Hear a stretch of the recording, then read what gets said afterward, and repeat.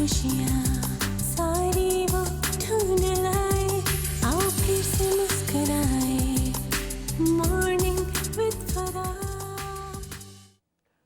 Welcome back. ATV morning with Farah में खुश आमदीद। 14 और 15 शाबान की दरमियानी रात, जिसे शब बारात के नाम से हम लोग जानते हैं, और ये एक इंतहाई मुबारक रात जो है, हम ख़ास तौर पे इंडो पाक में हमेशा से हम इसे बहुत सेलिब्रेट करते हैं। और शाबान मुअज़्ज़म के जो महीने की हुर्मत है, फजीलत है, उस हवाले से भी हम बातचीत कर रहे हैं। एक सवाल जो मैं अब यहाँ पर करना चाह रही हूँ, इस एक रात का तज़किरा जो है वो कुरान पाक में जा बजा हमें मिलता है। एक तो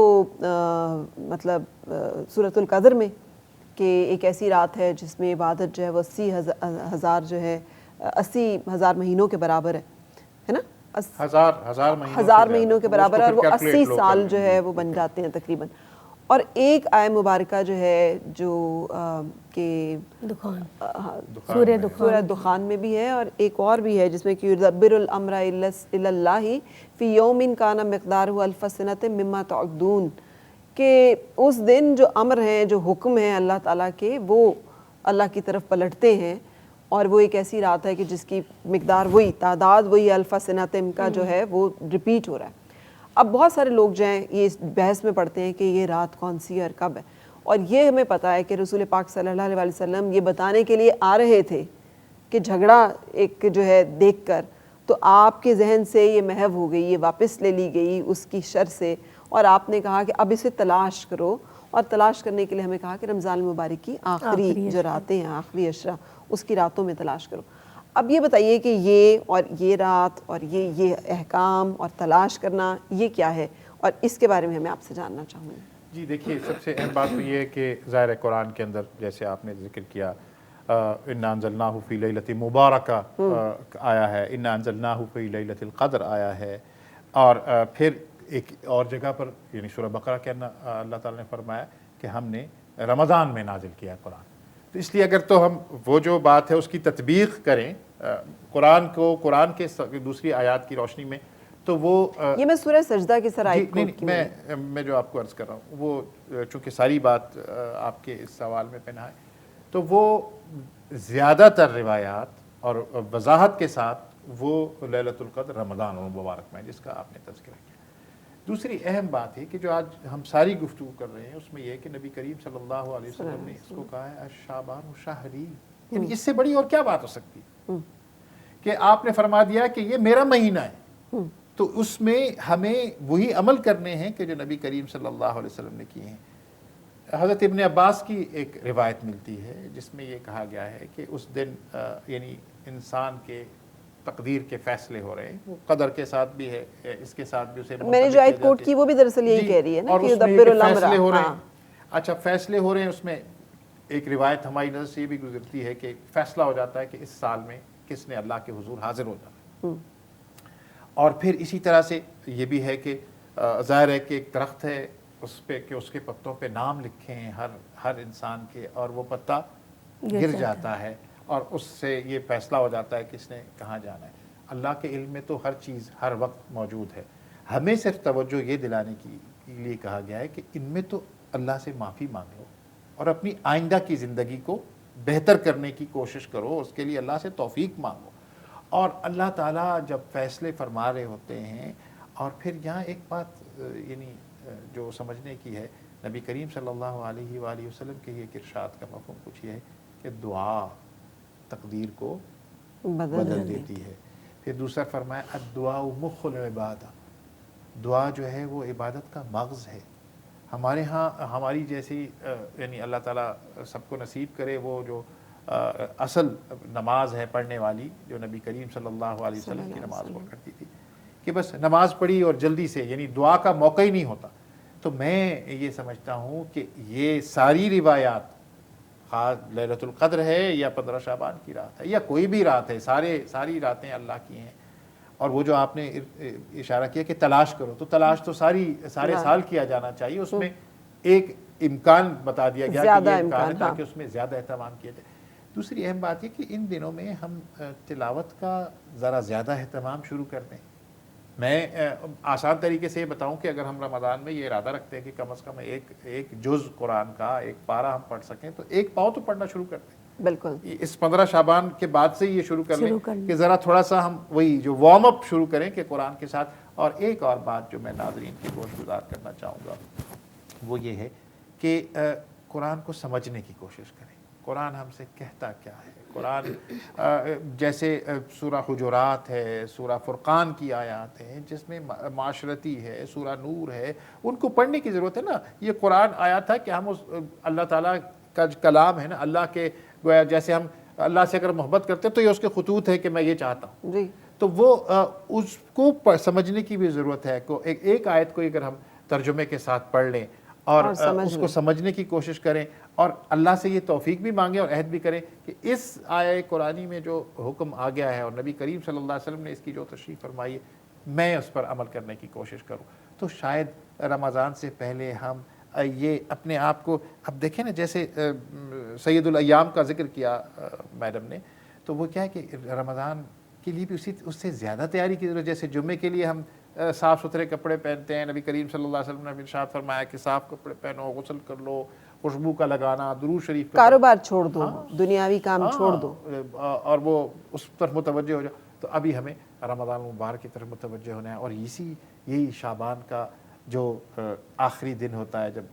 آنے لگتا ہے رمضان, تو نبی کریم صلی اللہ علیہ وسلم نے باقاعدہ خطبہ فرمایا کہ یہ مہینہ جو تم پر اللہ نے عطا کیا ہے تمہیں, اور پھر کیا نوید سنا دی کہ من صام رمضان ایمانا و احتسابا غفر له ما تقدم من ذنبه وما تاخر. بالکل کہ نبی کریم صلی اللہ علیہ وسلم نے فرمایا کہ جس نے ایمان اور احتساب کے ساتھ, خود احتسابی کے ساتھ, توجہ کے ساتھ رمضان کا روزہ رکھا تو اللہ تعالیٰ اس کے اگلے اور پچھلے گناہوں کو معاف فرمائے. بالکل صحیح. میں آپ لوگوں سے بھی چاہوں گی اس کے اوپر گائیڈنس, کیونکہ قرآن پاک کا جیسے ڈاکٹر صاحب ذکر کر رہے ہیں تو یہ اللہ کا وعدہ ہے.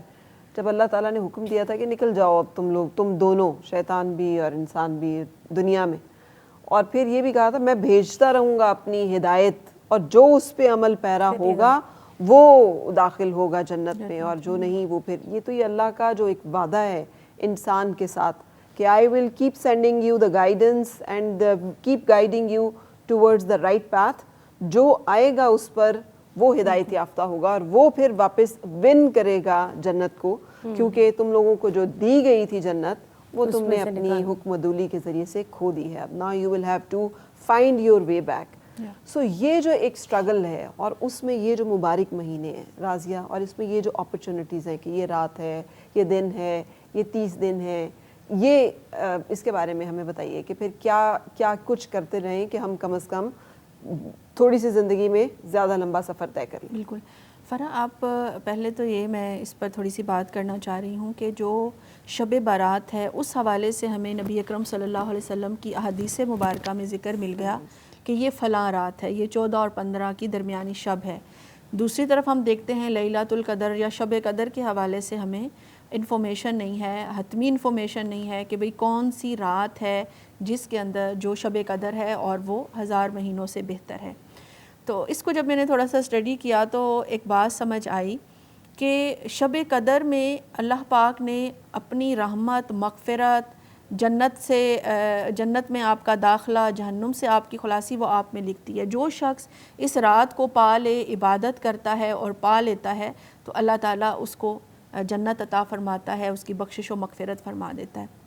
جبکہ شب برات میں کیا ہے کہ آپ اللہ رب العزت کے حضور گریہ وزاری کرتے ہیں, آپ اپنے گناہوں پر استغفار کرتے ہیں, اللہ کے حضور بیٹھ کر توبہ تائب ہوتے ہیں, معافی مانگتے ہیں, اپنے گناہوں کی معافی مانگتے ہیں, اور اس چیز کا کہ اس رات میں آپ کی زندگی کا فیصلہ ہو رہا ہے, آپ کی موت کا فیصلہ ہو رہا ہے, آپ کے رزق کا فیصلہ ہو رہا ہے, اگلے پورے سال میں آپ کو کیا عطا کیا جانا ہے, وہ سارا کچھ اللہ رب العزت لوح محفوظ پہ تو سب کچھ ایک ہی دفعہ لکھ دیا گیا نا, لیکن وہ جو ایک سال کا بجٹ ہے وہ بنیادی طور پر فرشتوں کے حوالے کر دیا جاتا ہے کہ میں نے یہ اسی ورس کو کوٹ کیا ہے, سورہ سجدہ کی آیہ مبارکہ ہے جہاں پر یہ ہے کہ یدبر الامر الی اللہ فی یوم کان مقدارہ الف سنۃ مما تعدون ذالک العالم الغیب الشہادۃ العزیز الرحیم. بالکل. کہ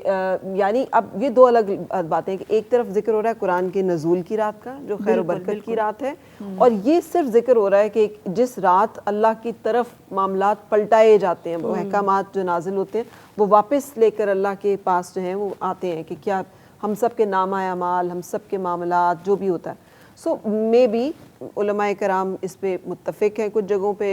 پہ اختلاف ہے کہ مے بی یہ ایک رات ہے جس میں دونوں کام ہو رہے ہیں, یا ہو سکتا ہے یہ واقعی دو الگ الگ راتیں ہیں. نزول قرآن کی ایک رات ہے, اس کی اپنی خیر و برکت, اور ایک یہ ہے. سو یہ بھی ایک ڈیبیٹ ہمارے یہاں پر موجود ہے, اور آپ اسی طرف ریفر کریں. فرح بالکل, آپ دیکھیے کہ جو شب قدر کی رات ہے جس میں قرآن مجید نازل ہوا, اس کے اوپر تو دوسری رائے ہے ہی نہیں نا, وہ تو رمضان المبارک کی ہی رات ہے. لیکن جن علماء کرام نے یہ بات بیان کی ہے کہ یہ وہ رات ہے جس کے اندر فیصلے کیے جاتے ہیں, تو پھر اس کے اوپر بھی وہ نبی اکرم صلی اللہ علیہ وآلہ وسلم کی مختلف اور بہت ساری احادیث مبارکہ کو لے کر آئے ہیں کہ فیصلے بنیادی طور پر شب برات کی اس رات کو کیے جاتے ہیں. لہٰذا یہاں پر ایک آیت کے اندر جو ہے وہ نزول قرآن کی رات کا ذکر کیا گیا, تو ساتھ ہی جوڑ کر دوسری آیت میں جو ہے وہ بیان کر دیا گیا کہ ایک ایسی رات بھی ہے کہ جس میں تمہاری زندگیوں کے فیصلے کیے جاتے ہیں. لہٰذا وہ جو فیصلے ہونے ہیں اس رات تم اللہ کی بارگاہ میں بیٹھے ہوئے ہو, توبہ استغفار کر رہے ہو.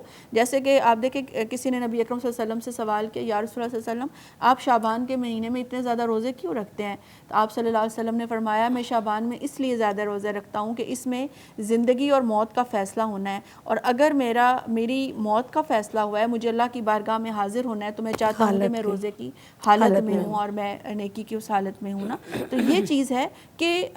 مجھے یوں لگتا ہے کہ ہمیں بہت گہرائی میں ان اختلافات کی جانب جانے کی بجائے کہ ہم اس اعزاز سے ہی محروم ہو جائیں, ہم اس فیض سے ہی محروم ہو جائیں, اس کی نسبت ضروری یہ ہے کہ ہم فوکس کریں کہ اللہ پاک نے کن کن چیزوں کے ذریعے, یا آقا دو جہاں صلی اللہ علیہ وسلم نے کن کن چیزوں کے ذریعے ہمارے لیے رحمت کے, بخشش کے, مغفرت کے دروازے کھولے. کوئی شب برات کو نہیں مانتا, اس کی اپنی مرضی, لیکن وہ یہ سوچے کہ اگر اس رات میں عبادت کر لوں گا تو کیا ہوگا, مجھے اللہ کی بارگاہ سے مغفرت ہی ملے گی نا, رحمت اور بخشش ہی ملے گی. تو وہ کیوں اپنے لیے دروازہ کھولتا ہے؟ کافر نے ان سے کہا کہ آپ اتنی عبادت گزاری کرتے ہیں, کل کو آپ کو پتہ چلے کہ اللہ نہیں ہے تو آپ کیا کریں گے؟ تو آپ نے جواب دیا کہ چلیں میں تو جو ہوگا نہیں ہوگا تو کر لوں گا کچھ,